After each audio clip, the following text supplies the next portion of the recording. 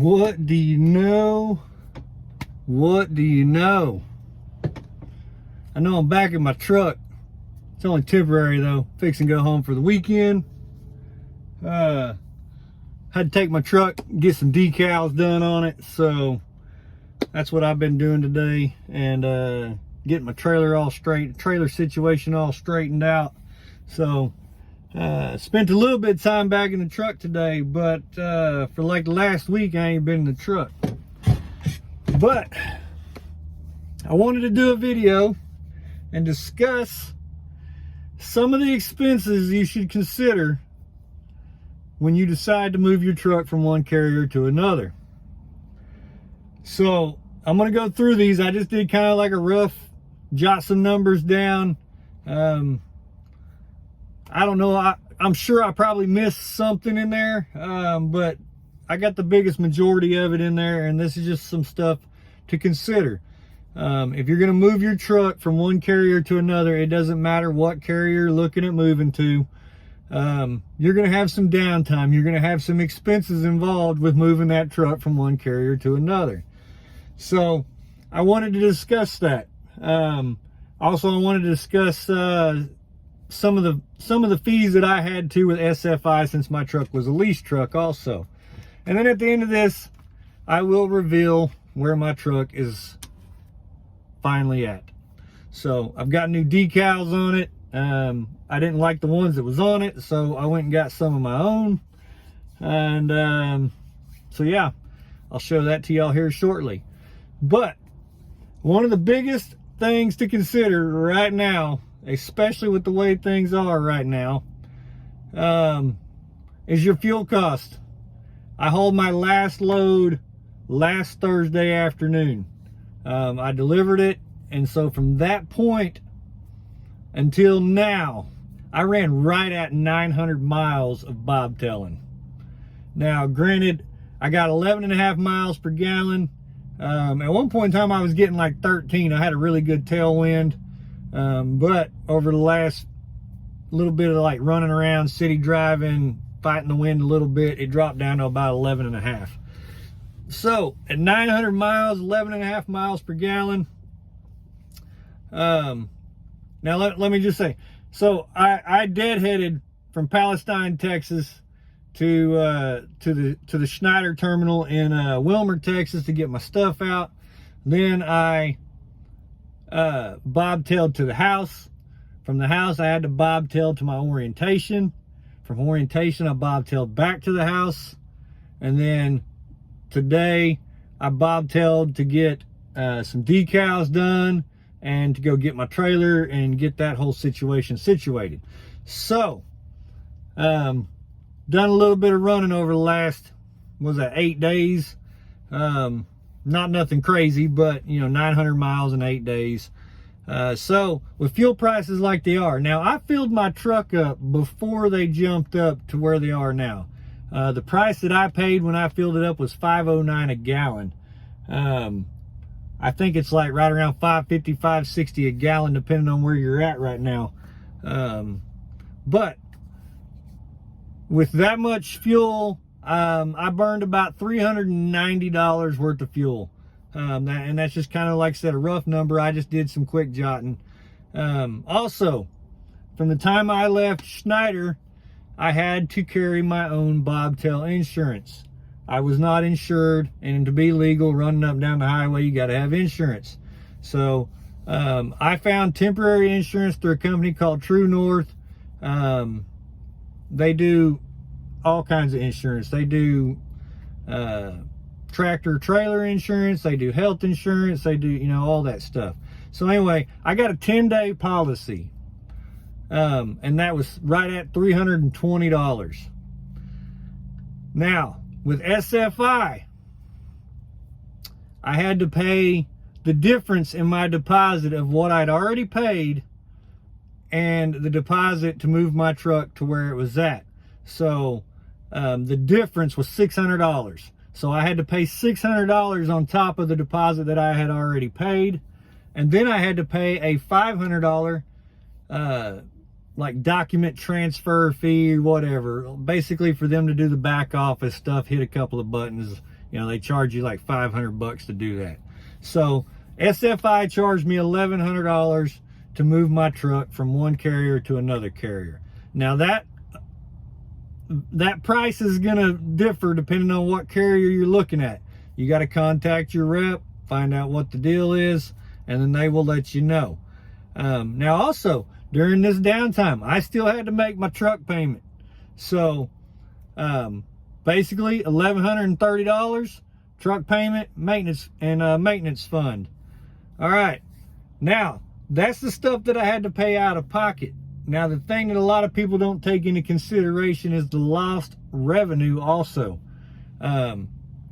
I have not pulled a load in 8 days. So that number can vary depending on where you're at and how much you typically run. But to be conservative, you know, I'm just trying to show things kind of on the lighter side here. Like, this number goes up. I mean, it can, depending on how long you shut down for, the number can go even higher. But I figure I lost about $6,000 to $7,000 in revenue. If you take into consideration, you know, not all revenue is profit. So I figure I lost about $3,000 to $4,000 in profit. So if you figure it up, let's see, what was that? I figured it earlier and then I got sidetracked here. So to be conservative on the profit, I'm gonna throw that in there at 3,000.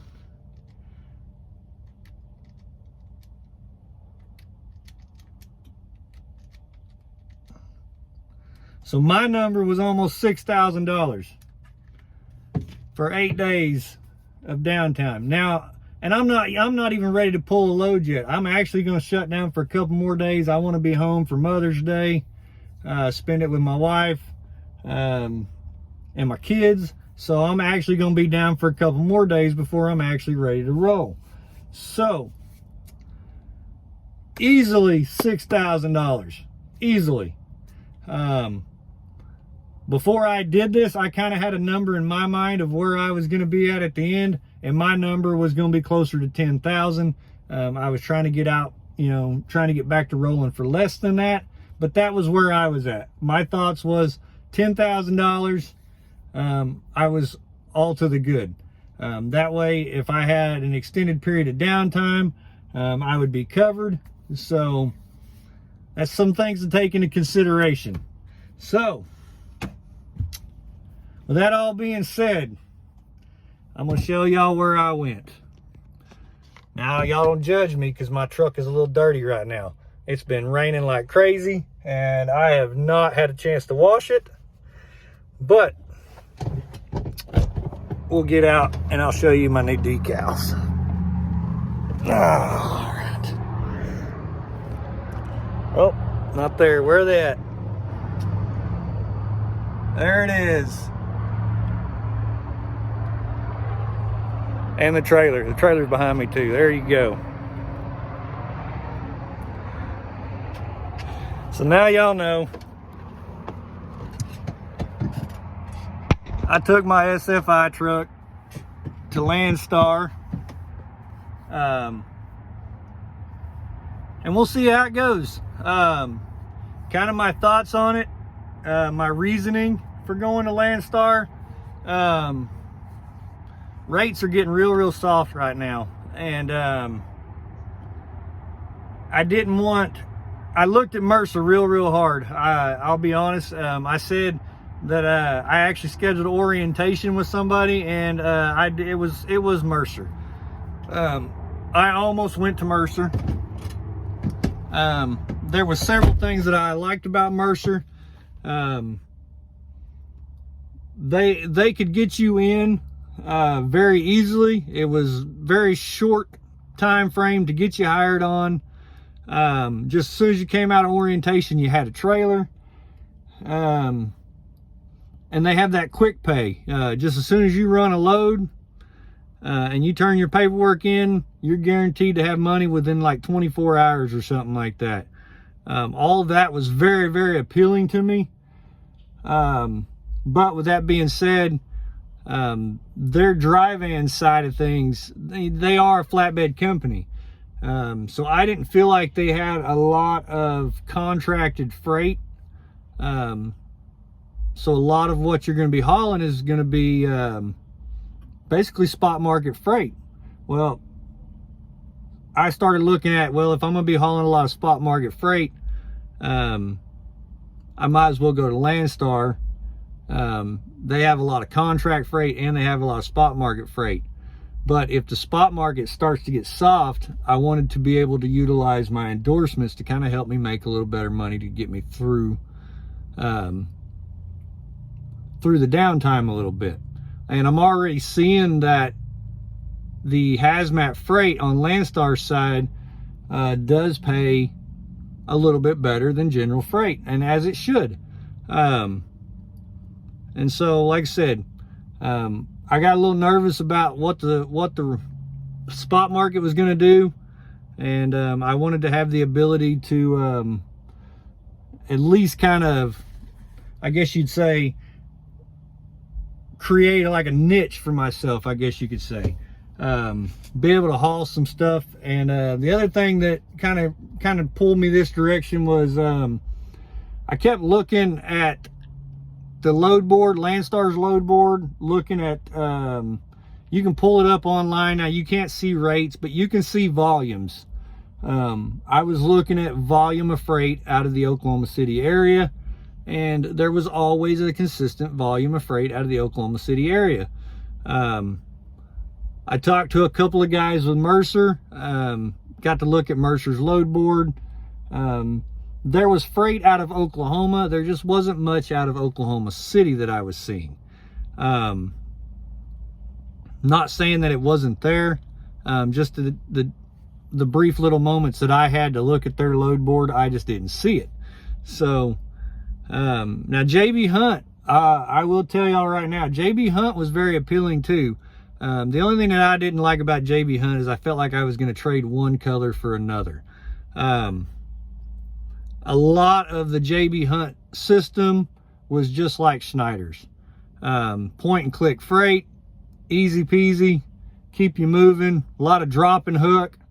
And they had an abundance of freight, and they are merging their Carrier 360 board over. They've already started doing it, and apparently over the next 4 months or something like that, the owner-operators at JB Hunt are supposed to have access to a lot more freight on top of that. So that was very appealing to me. If you don't have endorsements and you're trying to decide where to go, like I said, Schneider's not a bad deal. If you live in certain areas, it's not a bad deal. But if you're looking for an abundance of freight, JB Hunt's got it. Like, I'm not even joking. Like, they have got an abundance of freight.